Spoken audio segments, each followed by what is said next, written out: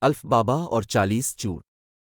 ایک دن الف بابا نے جبلوں کی تلوار کا راز خود کو آخری بار دیکھ لیا تو وہ اپنی عشقی مرجان کو پہلی بار لا کر آیا اور خوشی خوشی سے گاؤں واپس آیا۔ لیکن چوروں کا سردار قاسم الف بابا کی پیروی کرنے والوں کا افراز مانگا۔ الف بابا نے کسی بھی شر میں نہ پڑنے کی طرف سر ڈالو پکڑ لیا کو اوڑھ لیا، لیکن جواہرات کے لالچ میں الفالٹ بہلا دیا۔ چوروں کی تعلیم کی روشنی میں قاسم نے سدھر جانے کی کوشش کی اور آخر کار ایک اچھا انسان بنا۔ اس کے بعد قاسم نے الف بابا سے معافی مانگی اور وہ دوست بن گئے۔